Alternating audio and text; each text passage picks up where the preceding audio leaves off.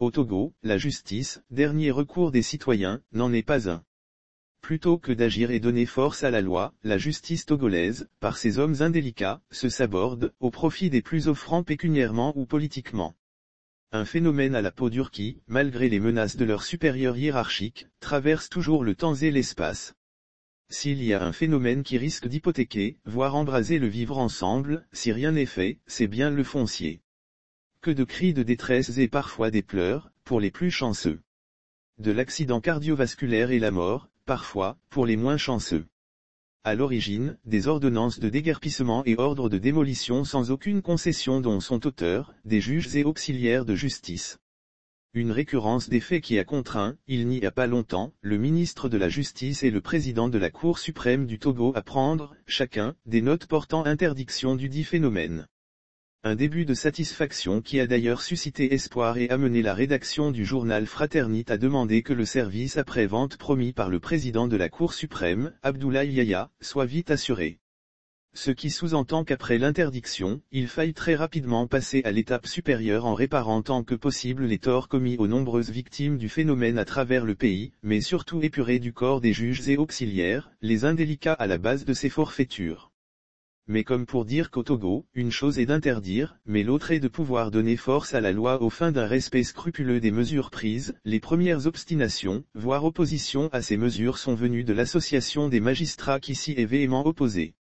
Demandant même à leurs supérieurs hiérarchiques de rapporter leurs décisions.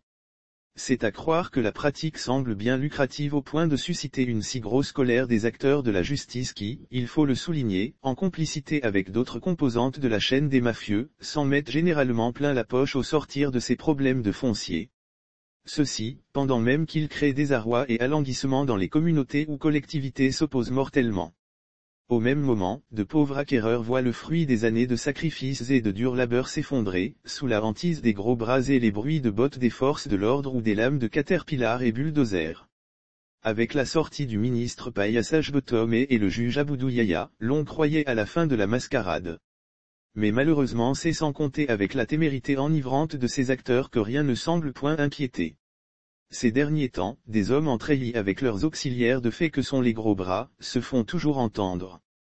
Ils opèrent des descentes dans les domaines pour y déloger des occupants et ce, malgré la suspension prononcée par le plus haut des acteurs du pouvoir exécutif qu'est le juge Abdoulaye Yaya, en sa qualité de président du Conseil supérieur de la magistrature et président de la Cour suprême. Les récents cas de Jebamakop et Akato sont illustrateurs et amènent à se questionner sur la réelle force de l'hiérarchie judiciaire vis-à-vis de ses agents et auxiliaires. Dans le cas d'espèce, l'État en tant qu'institution qui doit se faire respecter doit prendre ses responsabilités. Car, tout semble dire, au regard de la poursuite des faits malgré les injonctions des supérieurs dans le domaine, que le pouvoir judiciaire perd inexorablement du terrain en se laissant marcher dessus par des agents de l'exécutif qui sont pourtant censés se plier à ces injonctions. Et à cette allure, le judiciaire qui semble perdre de la voix risque de ne représenter que l'ombre de lui-même, si rien n'est fait pour redresser la barre au profit d'une descente.